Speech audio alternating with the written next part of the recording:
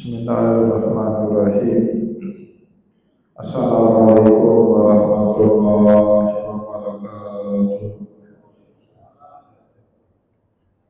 Alhamdulillah, alhamdulillahilladzi ja'ala ilma taharatan lin-nufus wa nuran lil-basair wa hadiyan ilal jannah. Asyhadu an la ilaha illallah wahdahu la syarika lah wa asyhadu anna Muhammadan abduhu wa rasuluhu shahidul burhan. Allahumma shalli wa sallim ala rasulika karim Muhammad sallallahu alaihi wasallam wa ala alihi wa ashabihi wa man tabi'ahu bi ihsanin ila yaumiddin, summa amma ba'du. Puji dan syukur senantiasa dan tidak pernah bosan-bosannya kita panjatkan kehadiran Sang Maha Pencipta Allah Subhanahu wa Ta'ala, yang mana untuk mendapatkan video-video ceramah terbaru, jangan lupa like, subscribe, dan share. Kepada kita semua, kita kembali masih diberi kesempatan, kesehatan, dan usia panjang oleh Allah untuk sama-sama dan senantiasa mengabdikan diri kita di jalannya dengan menjalankan segala perintahnya dan menjauhi semua larangannya. Salawat dan salam juga tidak pernah kita haturkan kepada junjungan alam Nabi besar Muhammad sallallahu alaihi wasallam, di mana beliau telah bersabda dalam sebuah hadis, taraktum fikum amrayni la in tamassaktum bihima la tadillu abada, kitaballahi wa sunnati. Telah aku tinggalkan kepada kalian dua pusaka yang jika kalian mendomani keduanya, niscaya kalian tidak akan pernah tersesat selama-lamanya. Al-Quran kitabnya Allah dan hadis sunnahnya Rasulullah sallallahu alaihi wasallam. Bapak Ibu kaum muslimin dan muslimat jamaah salat maghrib yang dimuliakan oleh Allah, mari pada kesempatan malam yang mulia ini, sambil kembali kita niat iktikaf di rumah Allah, mari sama-sama kita kembali melanjutkan pengajian hadis kita dengan kitab Fathul Bari Bisyarhi Shahih Bukhari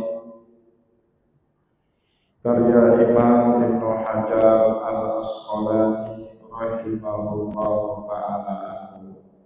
Dan insyaallah pada kesempatan malam ini kita kembali akan melanjutkan bacaan kita dengan kitab yang ketiga, Kitabul Ilmi, kitab yang membahas hadis-hadis yang berbicara tentang ilmu, dan masih dengan bab yang ke-50, babul haya'i fil ilmi, bab malu dalam menuntut ilmu.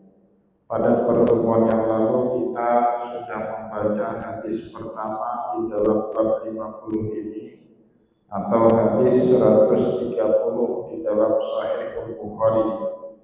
Dan insyaallah pada kesempatan malam ini kita akan melanjutkan dengan membaca hadis kedua di dalam bab yang ke-50, atau hadis nomor 131 secara urutan di dalam kitab Sahih Bukhari, di mana hadis ini menceritakan mengenai seorang sahabat Rasulullah, Abdullah bin Umar radhiyallahu anhu, yang beliau pada suatu hari malu memberikan pendapat di hadapan Rasulullah sallallahu alaihi wasallam dan para sahabat-sahabat yang lain. Bapak Ibu kaum muslimin jamaah pengajian yang dimuliakan oleh Allah, dalam hadis nomor 131 diriwayatkan kepada kita oleh Imam Bukhari dari gurunya, Haddatsana Ismailu haddatsana Malik an Abdullah bin Dinar an Abdullah bin Umar bin Khattab radhiyallahu anhuma anna Rasulullah sallallahu alaihi wasallam qala. Diriwayatkan dari Abdullah bin Umar radhiyallahu anhuma atau putranya Umar bin Khattab yang sangat terkenal sebagai ahli ibadah, ya. Abdullah bin Umar radhiyallahu anhuma, beliau mengisahkan kepada kita suatu cerita anna Rasulullah sallallahu alaihi wasallam qala, di mana suatu hari di dalam majelis taklimnya Rasulullah sallallahu alaihi wasallam berkata, inna minasyajari syajaratan la yasqutu waraquha wa hiya masalul muslimi hadithuni ma hiya. Rasulullah sallallahu alaihi wasallam berkata, inna minasyajari syajaratan la yasqutu waraquha, ada suatu pohon atau ada sebuah pohon dari sekian banyak jenis-jenis pohon yang ada di bumi ini, di mana pohon itu la yasqutu waraquha, daunnya tidak mudah jatuh, tidak mudah patah, dan juga tidak mudah gugur ke atas permukaan bumi. Wahia masalul muslim, dan itulah perumpamaan seorang muslim sejati, tidak mudah jatuh, tidak mudah berputus asa dari rahmat Allah Subhanahu wa taala.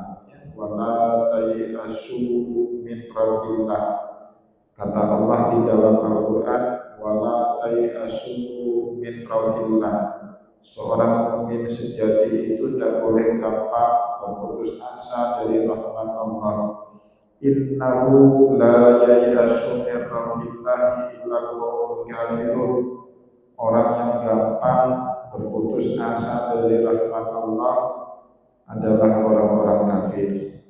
Maka Bapak Ibu, banyak yang heran ya, dengan orang Aceh ditimpa tsunami, hilang anak istri, hilang harta benda, tinggal sebatang kara, tetapi tidak ada satu orang pun dari orang kita yang diriwayatkan sakit jiwa gara-gara musibah tsunami. Ya, belum ada catatannya. Bahkan berulang kali saya tanya sama jamaah kita yang kerja di rumah sakit jiwa, ada nggak pernah dapat laporan orang terganggu jiwanya, mentalnya, pikirannya, psikologinya gara-gara musibah tsunami, gara-gara musibah gempa yang banyak menewaskan orang di tahun 2004. Tapi kemudian saya lanjutkan lagi pertanyaannya, ada nggak orang kita di Aceh yang terganggu jiwa dan mentalnya gara-gara tak terpilih pada saat pileg? Oh, itu banyak. Waktu pileg itu banyak orang yang terganggu mentalnya. Nah, maka kalau bisa Bapak Ibu, kalau nggak siap mental, jangan ikut pileg itu ya, nanti bisa nggak sehat mental kita. Ya, jadi kena musibah tsunami Bapak Ibu tinggal sebatang kara, tidak sampai membuat kita gila.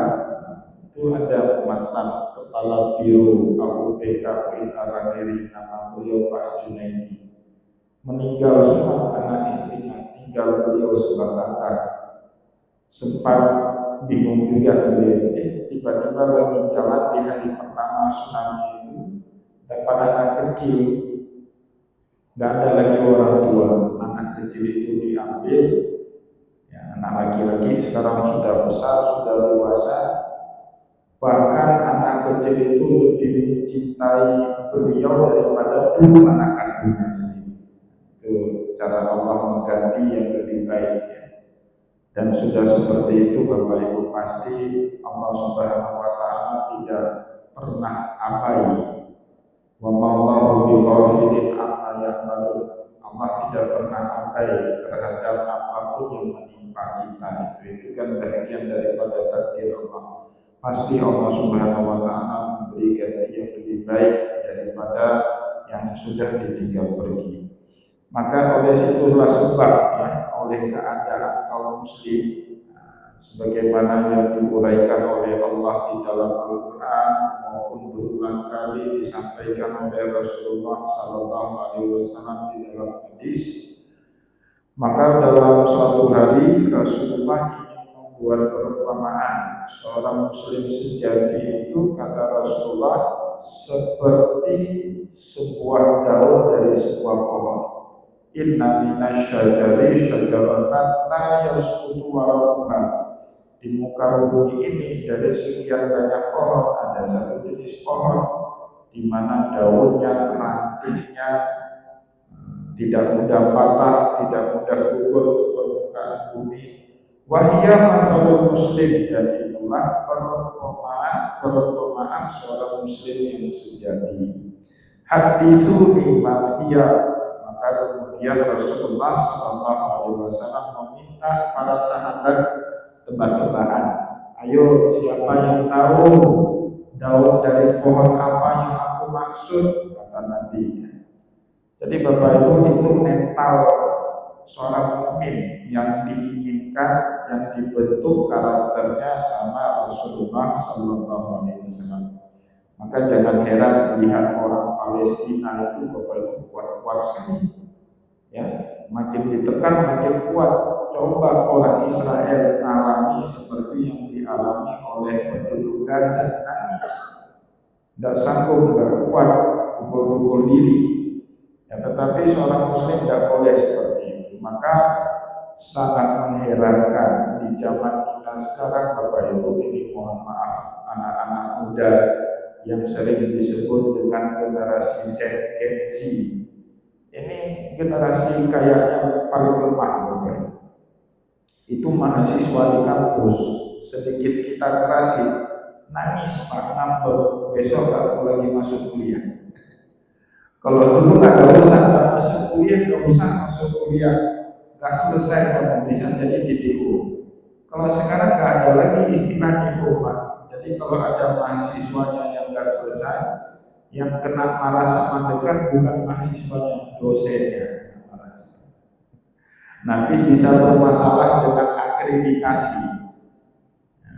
Bapak Ibu yang dimuliakan oleh Allah, ada satu prodi di mana saya mengajar, ada beberapa mahasiswa bimbingan sudah masuk semester kedua, belum selesai. Memang susah dibimbing, kita suruh baca ini nggak dibaca, gimana mau bimbingan?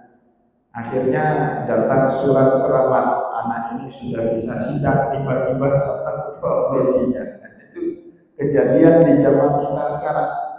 Apalagi baru-baru ini ada peristiwa guru honorer di mana itu di Sulawesi, ya, gara-gara mendidik sedikit keras sama muridnya yang kebetulan anak polisi, ya sampai-sampai menjadi terpidana. Guru menjadi pidana, sampai-sampai PGRI di Sulawesi sana Bapak Ibu boikot, tidak lagi mau mengajar anak polisi. Ada itu di Sulawesi, coba Bapak Ibu baca, lagi viral itu beritanya. Jadi kalau ada anak polisi masuk sekolah ditolak, tidak mau diterima. Khawatir mereka mendidik bisa dipidanakan di zaman sekarang. Jadi anak sekarang itu Bapak Ibu mentalitasnya bukan seperti orang dulu. Orang dulu dikerasi biasa saja, dipukul biasa saja. Saya lihat seperti ini Bapak Ibu waktu di Jepara 2 kali kena botak biasa saja. Di zaman sekarang santri dibotakin lapor Komnas Perlindungan Anak. 2 kali saya kena botak. Pertama berantak sama teman, alhamdulillah menang. Jadi ikhlas dibotak. Kalau kalah sakit hati juga, alhamdulillah menang. Yang kedua bolos nonton sepak bola Liga Champion tengah malam masa dulu. Padahal di zaman itu kan lagi tahun 98 di daerah darurat militer. Nggak tahu kita berani aja keluar pasar dulu itu nonton bola. Pulang sudah ditunggu sama Pak Ustadz kena bola. Biasa saja, tidak ada yang lapor ke orang tua, tidak ada yang lapor ke guru. Nah, di zaman sekarang coba dihukum bola, pasti langsung main lapor ke orang tua orangnya langsung juga akan melaporkan si guru ke polisi, dipidanakan. Itu tidak baik ya, keadaan di zaman kita sekarang tidak baik. Dikit ada masalah, anak-anak muda sekarang healing, ya, katanya harus jalan-jalan. Kalau kita dulu beribu-ribu masalah nggak kenal pun kata healing itu, Bapak Ibu ya. Jadi itu bukanlah mental seorang muslim sejati. Muslim sejati itu berjuang. Sampai orang Aceh, kenapa Indonesia ini bisa merdeka, Pak? Yang menuntut perlawanan sehingga Indonesia bisa merdeka itu ajaran Islam, mohon maaf, tanpa merendahkan ajaran yang lain, tapi yang mengorbankan jihad fisabilillah itu Islam. Tidak ada dalam ajaran Kristen, tidak ada dalam ajaran Hindu, tidak ada dalam ajaran Buddha melawan penjajah. Yang ada itu Islam. Maka Bapak Ibu kaum muslimin dan muslimat yang dimuliakan oleh Allah, kita tidak mudah tunduk dengan kolonialisme, dengan penjajahan. Kenapa? Karena mentalitas umat Islam itu berjuang, tidak boleh tunduk di bawah penjajahan, apalagi kalau penjajahan itu dilakukan oleh orang non-muslim seperti Belanda dulu ya, maka dikorbankanlah jihad perang Sabi ya, Udin mulia mati syahid ya, itu semangat daripada jihad perang Sabi. Oleh sebab itulah Rasulullah SAW setelah membuat perumpamaan tadi meminta para sahabatnya tebak-tebakan, haditsu bimahia, coba kalian sebut, coba kalian duga atau kira-kira jenis pohon apakah yang aku maksud. Fawaqa'an nasu fi syajaratil badiyah, maka para sahabat Rasulullah pada hari itu ada yang tebak-tebakan, tetapi tebak-tebakannya salah semua. Fawaqa'an nasu fi syajaratil badiyah, kebanyakan para sahabat Nabi hari itu menebak satu jenis pohon yang hidup di gurun al-badiyah, ya pohon apa tanpa disebut ya nama jenis pohon itu, tapi pohon yang hidup di gurun menurut kebanyakan para sahabat pada saat itu. Jadi tebakannya salah.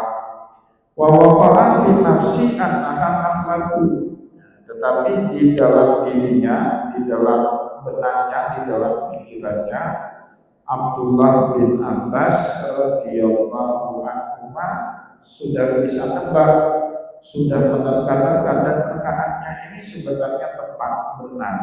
Annaha an-nakhlatu, yang dimaksud sama Nabi tadi itu pohon kurma. Batang pohon kurma itu daun-daunnya kan susah berubah dibandingkan daun dari buah apa misalnya buah jambu. Daun buah jambu itu atau daun batang jambu itu kan mudah sekali. Daun pohon jambu itu mudah digugurnya. Daun buah mangga atau pohon mangga juga mudah berguguran ya. Tetapi kalau kita lihat ranting atau daun pohon kurma itu tidak mudah berguguran. Maka Bapak Ibu, di saat para sahabat Nabi Muhammad SAW menyebut dengan jawaban yang salah, Abdullah bin Abbas sangat kecil, ya, sahabat junior, beliau ini masih dalam kategori siwar sahabat. Bahkan tidak diizinkan oleh Rasulullah ikut perang Badar. Pada saat perang Badar usia dia masih 9 tahun, belum boleh ikut perang Badar. Pada saat perang Uhud usia dia masih 11 tahun, belum boleh juga ikut perang Uhud. Baru terlibat dalam perang Bapak Ibu Abdullah bin Umar bin Khattab dalam perang Khandaq, usianya 16 tahun. Meninggal Rasulullah SAW, Abdullah bin Umar ini masih muda sekali, sekitar 20-an tahun usianya, muda sekali. Maka di dalam manaqibus sahabat beliau termasuk siwarus sahabat, sahabat junior, yang karena usia mereka muda, mereka masih banyak bertemu dengan generasi tabi'in. Kalau sahabat senior itu tidak lama hidupnya dengan generasi yang kedua, ya, karena sudah sepuh. karena kesepuhan mereka pula kaum tabi'in suka menuntut ilmu dengan sahabat senior seperti Abu Bakar, Umar. Kita aja Bapak Ibu dulu misalnya bapak-bapak ini masih muda, ketemu ulama senior sepuh, misalnya angkatan Bapak Ibu itu kan ketemu dengan Pak Ali Hashimi misalnya ya, atau ketemu dengan Tunku Abdullah Ujung Dirimba, itu kan kita suka sekali belajar ilmu agama sama mereka ya, terlampau senior. Kita cari guru agama yang di bawah-bawah beliau dulu, ya, terlampau senior sehingga ada jarak. Begitu juga kaum tabi'in Bapak Ibu. Maka oleh sebab itu di dalam manaqibus sahabat terkenal sekali dengan istilah abadalah. Abadalah itu maksudnya 4 orang sahabat junior yang berawalan nama Abdullah, dan mereka ini menjadi guru bagi generasi tabi'in. Apa saja, siapa saja 4 orang Abdullah tersebut? Yang pertama Abdullah bin Umar bin Khattab radhiyallahu anhu. Yang kedua Abdullah bin Abbas radhiyallahu anhu. Yang ketiga Abdullah bin Amr bin As radhiyallahu anhu. Dan yang terakhir Abdullah bin Zubair bin Awwam radhiyallahu anhu. 4 orang Abdullah inilah Bapak Ibu yang di kemudian hari banyak menjadi rujukan ya para tabi'in dalam menuntut ilmu agama kepada mereka. Bapak Ibu kaum muslimin dan muslimat jamaah pengajian yang dimuliakan oleh Allah, maka pada saat Rasulullah mempersilahkan para sahabat itu tebak-tebakan, para sahabat senior tebakannya salah. Mereka menyebut syajaratul badiyah, pohon yang ada di gurun. Apakah itu wahai Rasulullah? Rasulullah menggeleng-geleng kepala. Artinya bukan itu yang beliau maksud. Wa waqa'a fi nafsi annaha an-nahlatu. Di dalam benak pikirannya Abdullah bin Abbas terbesit, ini pasti yang dimaksud sama Rasulullah adalah pohon kurma atau daun dari batang kurma. Qala Abdullah fastahyaitu. Tapi kata Abdullah, aku malu mengutarakan pendapatku itu. Kenapa? Masih junior Bapak Ibu ya. Jadi kadang-kadang para sahabat tidak mengutarakan pendapat, kenapa? Masih ada kibarus sahabat, tokoh-tokoh yang senior, walaupun kadang-kadang yang benar ini adalah yang junior. Nah, nanti maka Bapak Ibu Abdullah bin Abbas dikoreksi, Abdullah bin Umar dikoreksi sama bapaknya. Nah, jadi setelah peristiwa ini Abdullah bin Umar pulang ke rumah menceritakan tadi Rasulullah menyebut satu pohon dan kami disuruh tebak-tebakan sama Rasulullah. Sahabat semuanya salah, yang benar saya, tapi saya tidak sempat mengucapkannya. Itu ditegur. Kau itu kalau tahu yang benar, ceritakan, sampaikan. Itu Bapak Ibu. Jadi pesannya apa? Jika tahu sesuatu yang benar, meskipun di dalam majelis itu kita umurnya yang paling junior, kita tetap berhak untuk memberikan pendapat, mana tahu pendapat kita itulah yang benar, yang sesuai dengan apa yang diinginkan oleh Rasulullah Sallallahu Alaihi Wasallam. Itulah sebab di zaman kekhalifahannya Umar bin Khattab, Bapak Ibu, Abdullah bin Umar ini punya teman sebaya, Abdullah bin Abbas, itu usianya sebaya-sebaya.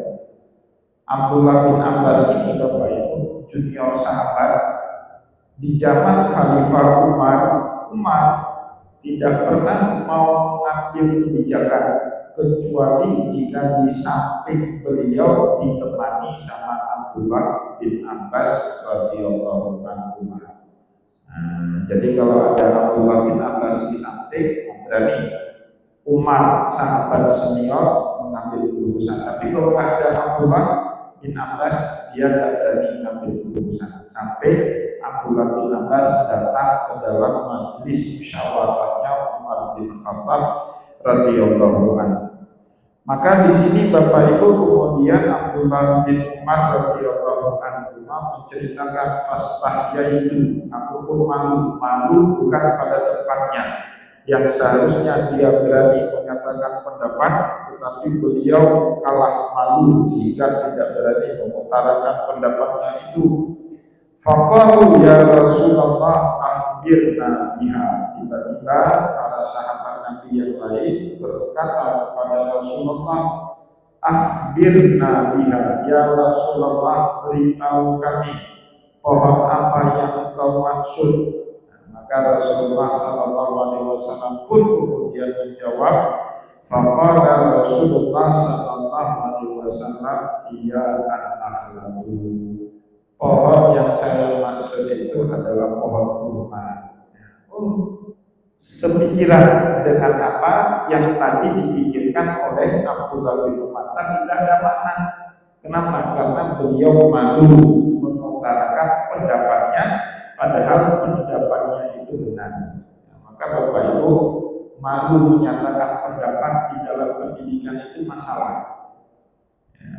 Anak-anak sekolah misalnya ditanya sama gurunya, siapa tahu 5 tambah 5 berapa? Dia tahu 10, tapi dia tidak berani mengutarakan pengetahuan dia itu, sehingga gurunya kemudian mengkonfirmasi benar atau salah. Anak kita kan takut salah, takut dia malu kalau nanti jawabannya salah. Padahal dalam pendidikan itu tidak boleh malu. Salah dikoreksi sama gurunya, kalau benar mendapatkan apresiasi. Seorang murid yang sering mendapatkan apresiasi makin terpicu, makin bersemangat untuk mencari ilmu. Jika dia salah, dia cepat dikoreksi sehingga tidak larut dalam kesalahannya. Ini mental anak kita seperti itu sekarang, Pak. Saya jarang sekali, setidaknya di kampus tempat saya mengajar, jarang sekali ada mahasiswa yang berani mengutarakan pendapatnya. Padahal pendapatnya benar, tapi mereka malu-malu, ragu-ragu. Padahal di dalam agama, Bapak Ibu, dalam hal ilmu, kita tidak boleh malu-malu. Pada pertemuan yang lalu kita sudah baca, bahkan sahabat pun saat bertanya mengenai masalah kewanitaan mereka, yang mereka malu-malu bertanya langsung kepada Rasulullah karena Rasulullah laki-laki, mereka sampai membackup diri mereka dengan membaca ayat innallaha la yastahi minal haqq. Tapi saya kira Bapak Ibu kalau mau tanya sesuatu sama saya, nggak usah pakai ayat itu. Tapi sesungguhnya Allah tidak pernah malu dengan kebenaran. Janganlah sampai di sini. Nggak usah malu-malu, Pak. Yang penting kita nggak larut dalam kesalahan. Alhamdulillah kalau yang kita pikirkan itu benar, berarti terkonfirmasi. Ya. Tetapi kalau yang kita pikirkan itu salah, cepat dapat koreksian dari guru kita. Maka Bapak Ibu kaum muslimin dan muslimat yang dimuliakan oleh Allah, kata Imam Ibnu Hajar di dalam kitab Fathul Bari, hadis ini, hadis yang tadi baru saja kita bacakan, itu hadis yang paling banyak terulang di dalam kitab Shahihul Bukhari. Jadi hadis itu Bapak Ibu terulang sebanyak 4 kali di dalam Shahihul Bukhari. Mungkin Bapak Ibu yang sudah lama mengikuti pengajian ini sudah pernah dengar hadis itu sebelumnya, Bapak Ibu ya.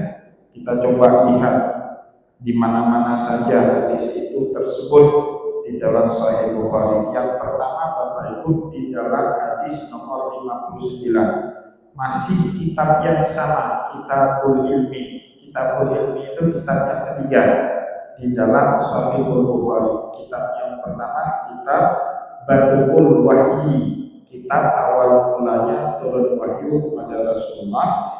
Yang kedua Kitabul Iman, kitab yang membahas tentang iman. Yang ketiga Kitabul Ilmi, kitab yang membahas tentang ilmu. Ya, di dalam kitab yang ketiga ini ada bab qaulul muhaddis haddatsana wa akhbarana wa ambarana. Imam Bukhari membuat satu judul bab cerita hadis, perawi hadis.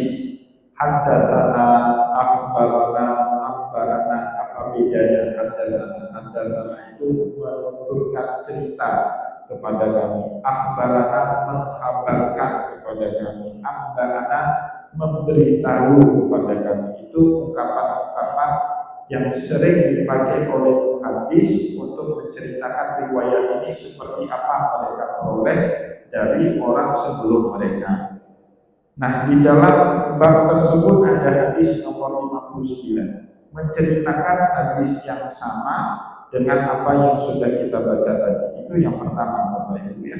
Yang kedua, hadis itu terulang kembali di dalam nomor hadis 60 ya. Masih dalam kitabul ilmi, tetapi babnya berbeda. Babul tarkul imamil mas'alati ala ashabihi liyahtabira ma indahu. Bab bolehnya seorang imam, seorang guru, seorang tengku, seorang ustaz tarkul imamil mas'alati, melemparkan pertanyaan ala ashabi kepada murid-muridnya, liyahtabira ma indahu, untuk menguji bagaimana pemikiran mereka atau sejauh mana mereka paham terhadap masalah yang sudah diterangkan tadi. Jadi itu Bapak Ibu bertanya ulang seorang guru kepada murid, itu termasuk metode sunnah cara Rasulullah mengajarkan ilmu. Jadi kalau sekarang ada anak murid, Pak Guru jangan banyak tanya, itu murid kurang ajar namanya. Seorang guru harus bertanya untuk memastikan muridnya itu sudah benar-benar paham atau tidak paham. Nah, maka di dalam Sahih Bukhari Bapak Ibu ada bab tarkul imamil mas'alati ala ashabihi liyahtabira ma indahu. Seorang imam itu boleh menguji muridnya dengan berbagai pertanyaan untuk mengetes daya tangkap muridnya terhadap materi yang baru saja disampaikan oleh guru itu. Ya, tetapi Bapak Ibu kadang-kadang dulu para sahabat Rasulullah karena gurunya Nabi dan mereka diminta sama Allah untuk punya adab yang tinggi dalam bermuamalah dengan Rasul. Banyak sekali ayat itu ya. La taj'alu du'a rasuli bainakum ka du'a ba'dikum ba'da. Jangan kau manggil Rasulullah itu seperti kalian memanggil nama sesama kalian. Ya, kalau ada teman kita Muhammad disapa kita Muhammad jangan ada. Tapi kalau Rasulullah tidak boleh seperti itu. La tarfa'u aswatakum fawqa sautin nabi. Jangan kalian mengangkat suara kalian di atas suaranya Nabi. Jadi suara tidak boleh lebih kencang daripada suaranya Rasulullah SAW. Begitu juga Bapak Ibu kaum muslimin yang dimuliakan oleh Allah, ada firman Allah ya ayyuhalladzina amanu stajibu lillahi wa lirrasuli idza da'akum lima yuhibbu. Kaum muslimin, jawab apapun yang ditanya sama Rasulullah. Nah, maka Bapak Ibu para sahabat biasanya kalau ditanya sama Nabi dan mereka kurang tahu pasti jawabannya, bentuk adab mereka kepada Rasulullah, mereka menjawab Allahu wa Rasuluhu a'lam. Tetap mereka jawab pertanyaan Nabi, tetapi bentuk adab mereka menjawab dengan Allahu wa Rasuluhu a'lam. Allah lah dan Rasulnya yang lebih mengetahui. Seperti misalnya Umar itu pernah ditanya sama Rasulullah setelah sehari sebelumnya Rasulullah didatangi sama malaikat Jibril. Malaikat Jibril bertanya banyak kepada Nabi, apa itu Islam? Dijawab dengan rukun Islam yang 5. Apa itu iman? Dijawab dengan rukun iman yang 6. Apa itu ihsan? Dijawab sama Rasulullah, anta'budallaha ka'annaka tarahu fa in lam takun tarahu fa innahu yaraka. Allah seolah-olah kamu melihat Allah. Kalau kamu tidak melihat Allah, yakinlah Allah melihat dirimu. Kemudian Jibril bertanya lagi kepada Rasulullah, mata sa'ah, kapan datangnya adanya hari kiamat, Rasulullah menjawab, man mas'ulu anha bi'a'lamu minas sa'il. Tidaklah yang bertanya lebih mengetahui daripada yang ditanya. Kemudian malaikat Jibril minta kepada Rasulullah, fa'akhbirni an amaratiha. Kalau seperti itu kasih tahu saya tanda-tanda datangnya hari kiamat. Disebut satu persatu sama Rasulullah. Besoknya Bapak Ibu, Rasulullah bertanya kepada Umar, ya Umar, atadri man sa'il, tahukah kamu siapa yang kemarin datang bertanya ini itu kepadamu? Itu pertanyaan Nabi dijawab sama Umar, Allahu wa Rasuluhu a'lam. Hanya Allah dan Rasulnya lah yang mengetahui. Tapi sekarang itu Pak dipakai sama anak SD untuk jawab di lembar jawaban mereka. Saya dikasih lihat, ada teman saya, teman satu angkatan saya. Sekarang jadi guru di Minlam Baru. Yang kebetulan tetangga dengan rumah mertua saya. Dikasih nampak. Hai, kalian deh jawaban anak SD. Dia tanya, coba sebutkan rukun Islam dan rukun iman. Dijawab sama anak SD, Pak. Hanya Allah dan Rasulnya lah yang lebih mengetahui. Kalau parah itu. Itu dulu para sahabat menjawab itu ya ta'adab sebagai bentuk adabnya mereka ya. Bahkan Bapak Ibu pada saat adu argumen, ada sahabat satu beradu argumen dengan sahabat lain, kebetulan ada Nabi. Itu kadang-kadang sahabat seperti Abdullah bin Mas'ud itu minta izin dulu. Ya Rasulullah, ajib am ata'adab. Ya Rasulullah, saya jawab pertanyaan dia atau saya beradab, karena ada Rasulullah di situ. Jadi sebenarnya Rasul lebih tahu, tapi kata Nabi ajib, jawab aja, itu sehat. Dalam ilmu pengetahuan Pak, saling jawab-menjawab, dialog, berdiskusi itu sehat, baik, tidak menjadi masalah. Nah, itu tradisi bahkan di pesantren itu Pak. Kalau di pesantren baca kitab satu malam bukan dari maghrib sampai isya, karena waktu sholat isya di pesantren itu beda dengan sholat isya kita. Kalau kita kan jam 8, kalau dulu kita di pesantren itu sholat isya jam 9, kadang-kadang jam 9.30 di pesantren. Itu satu malam cuma 2 baris, yang lain debat kamu di situ Pak. Guru kadang-kadang ditelanjangi sama muridnya kalau dia salah baca kitab, salah baris. Ya, salah nahwunya, salah sarafnya, itu didebat sama muridnya. Jadi dulu kalau kita di pesantren itu di Cemala biasanya targetnya membuat malu guru, muji ilmu nahwu dan saraf guru. Jadi guru itu tidak bisa sembarangan kalau baca kitab, ilmu nahwunya nggak siap. Itu suatu tradisi yang baik dalam ilmu ya. Yang nggak boleh itu riba, debat debat kosong ya, itu yang nggak boleh, debat yang nggak ada manfaat, diskusi yang nggak ada manfaat.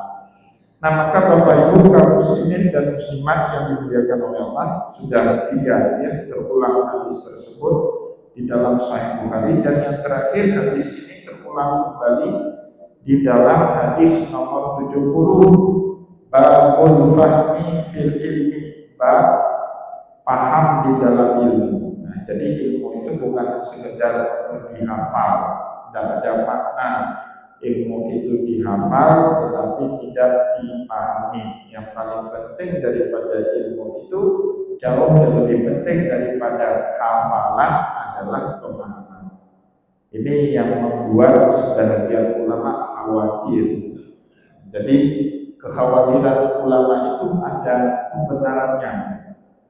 Sebagian jamaah kadang-kadang kaget, jantungan bahkan mendengar pernyataan sebagian ulama yang agak tidak setuju dengan menghafal Al-Quran. Kan Bapak Ibu sering ditanya, apa itu menghafal Al-Quran?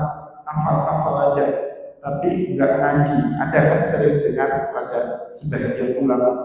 Tapi pernyataan itu sebagiannya ada benarnya Bapak Ibu. Bahaya sekali penghafal Al-Quran itu cuma hafal-hafal saja, tetapi dia tidak paham isi kandungannya. Itu bahaya sekali, cukup berbahaya. Ya, boleh jadi pemahamannya separuh, hafalan yang banyak, tetapi seluruhnya tidak dipahami. Itu yang dikhawatirkan oleh sebagian para ulama. Karena di balik ilmu itu yang paling penting adalah pahamnya, bukan hafalannya. Syukur-syukur bisa keduanya, bisa paham dan juga punya hafalan yang kuat. Maka oleh sebab itu Bapak Ibu, qala Abdullah, lalu kita kembali ke hadis nomor 131. Jadi terulang 4 kali, hadis 58, hadis 60, hadis 70, hadis 131. Di dalam kitab yang sama, bab yang berbeda. Hadis ini terulang 4 kali di dalam kitab Sahihul Bukhari. Setelah peristiwa itu berlalu, pulanglah Abdullah bin Umar ke rumah. Rasulullah pun sudah memberitahu jawabannya kepada para sahabat. Qala Abdullah bin Umar pun berkata, fahaddistu abi bima waqa'a fi nafsi. Aku ceritakan kejadian tadi dan apa yang aku pikirkan tadi kepada bapakku. Kebetulan bapaknya adalah Umar bin Khattab radhiyallahu anhu. Nah, ini Bapak Ibu, jadi pendidikan itu bukan hanya di majelis taklim di sekolah ya kalau kita sekarang, tapi pendidikan yang paling penting itu sebenarnya pendidikan di rumah, yang itu tanggung jawabnya ada sama kedua orang tuanya. Itu pendidikan yang paling penting. Tapi jangan dididik dengan cara dengan cara resmi. Ayo sini belajar, buka buku. Dia sudah capek itu di sekolah, kita tambah lagi di rumah, itu anak bisa stres. Bapak Ibu sampaikan dengan cerita, storytelling kalau kata orang sekarang. Rasulullah dulu kalau kita baca, nanti saya rekomendasikan Bapak Ibu baca kitab itu, atau beli sudah ada terjemahannya. Judulnya Ya Ayyuhal Walad dalam bahasa Arab. Dalam bahasa Indonesia, wahai anakku, ya, karya Imam Al-Ghazali. Di situ Bapak Ibu diceritakan bagaimana Rasulullah mendidik anak dan cucunya. Jadi ternyata Rasulullah mendidik dengan cerita. Misalnya Rasulullah kepingin Hasan dan Husain itu punya mental pejuang, itu pakai cerita. Cerita siapa? Cerita para nabi. Dulu Ibrahim berdakwah saat dia masih muda, enggak diajari kalian wajib berjuang, itu doktrin. Ya, anak-anak bosan seperti itu, enggak empati, enggak meresah. Yang namanya anak-anak kan senang cerita. Cerita Nabiullah Ibrahim, anaknya waktu muda yang berjuang menyebarkan tauhid sampai mencari bintang sebagai Tuhan, matahari, bulan. Lihat berhala dihancurkan semua kecuali yang besar, sampai kemudian dimasukkan di dalam api, dibakar sama Namrud, dituturkan melalui cerita. Padahal semangat yang ingin disampaikan oleh Rasulullah kepada Hasan dan Husain itu apa? Perjuangan. Itu adalah perjuangan. Itu yang ingin disampaikan, tapi diceritakan melalui cerita. Itu gaya didik Rasulullah. Jadi sepertinya ada orang nggak suka cerita, kayaknya nggak ada. Semua kita suka cerita, apalagi anak-anak. Ya, jadi jangan dipakaikan ilmu formalnya, tapi melalui cerita. Misalnya cerita mau kita ajarkan dia matematik, jangan ajarkan 2 tambah 2 4, bosan anak itu. Ada 2 ekor kancil pergi dengan 2 ekor rusa ke suatu hutan. Masuk mereka ke dalam hutan. Jadi 2 ekor kancil dengan 2 ekor rusa, ada berapa jumlah mereka? Ada 4. Jadi udah ketemu itu logika matematik tadi lewat cerita. 2 ekor rusa dan kancil itu masuk ke dalam hutan. Mereka cari air, akhirnya ketemu sungai. Ternyata di sungai itu ada buaya. loncatlah buaya dari dalam air, tergigitlah kaki rusa. Maka dua kancil selamat, cuma satu rusa selamat, satu lagi diterkam buaya. Jadi tinggal berapa sekarang? Tiga. Itu kan matematik Pak. Tapi disampaikan dengan cerita. Kalau seperti itu sambil tidur pun mau dia belajar. Tapi kalau belajar matematiknya 2 tambah 2 berapa? Itu tidak mau dia belajar. Di sekolah sudah seperti itu, di rumah juga ditambah lagi ya. Maka Abdullah bin Umar menuturkan kembali sama bapaknya, sama orang tuanya, Umar bin Khattab ya. Hadis tu abi bima waqa fi nafsi, aku ceritakan tadi apa yang ada dalam pikiranku ternyata sama dengan apa yang ada dalam pikirannya Rasulullah. Apa jawaban Umar bin Khattab? Faqala Umar, maka Umar bin Khattab pun berkata, di antaruna qultaha ahabbu ilayya min ayyakuna ilayya kata wa kata. Bagi saya, kata Umar bin Khattab, seandainya kamu tadi jawab terus di depan Rasulullah, terlepas benar dan salah jawabanmu, ahabbu ilayya, itu lebih saya sukai min ayyakuna li kata-kata, daripada kamu setelah itu pulang cerita, saya tadi ini, saya tadi itu, apa makna? Kan itu mentalitas kita orang Aceh. Lu sebenarnya dipuji, itu pegang. Apa makna apa seperti itu? Itu kan mental kita orang Aceh sekarang, mental yang salah. Lu jecil egonya, cuma betul, karena mana? Ngapain kalau memang benar udah cerita di depan kebenaran itu, di belakang jangan ngomong lagi. Nah itu ajarannya Umar bin Khattab kepada anaknya. Maka Umar itu didik anaknya. Kamu itu kalau tahu sesuatu bilang, terlepas benar dan salah.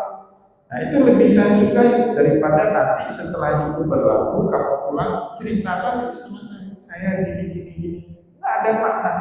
Yang pengetahuannya sudah lewat momentumnya. Pengetahuan kita terhadap sesuatu sudah lewat momentumnya. Momentumnya tadi di majelisnya Rasulullah Sallallahu Alaihi Wasallam, tapi sudah lewat. Nah itu ajarannya Rasulullah. Maka Bapak Ibu orang kita Aceh, acara di Jakarta itu terlalu lebih itu ingat sagore. Nanti waktu keluar kan biasanya acara-acara itu ada coffee break ya. Jam 11 itu ada coffee break. Yang banyak ngomong kan biasanya orang Batak. Orang Batak itu apapun dia ngomongin Pak. Nah, orang Jawa, orang Sulawesi. Nanti waktu mau briefing ketemu sebenarnya itu jujur kayaknya. Malu begar. Apa benar? Apa benar? Tapi itu mentalitas kita. Jadi mentalitas kita ngomong belakang, di depan di forum dan berani ngomong. Padahal ilmu itu saat di forum itu, ya di situ teruji. Kalau benar, ya maka benar pendapat kita akan mendapatkan pengakuan. Nah, kalau salah, maka jangan berkecil hati, akan dikoreksi sehingga kita tidak larut dalam kesalahan itu menjadi penting. Ini sunnah Nabi itu sebenarnya Bapak Ibu ya. Nah, jadi jangan pernah khawatir dengan yang namanya ilmu. Ilmu harus dibicarakan, ilmu harus berani diutarakan, disampaikan.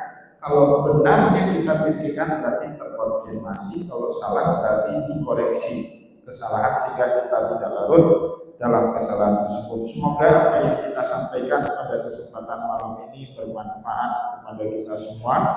Saya mohon maaf jika ada yang tidak berkenan. Wassalamualaikum warahmatullahi wabarakatuh.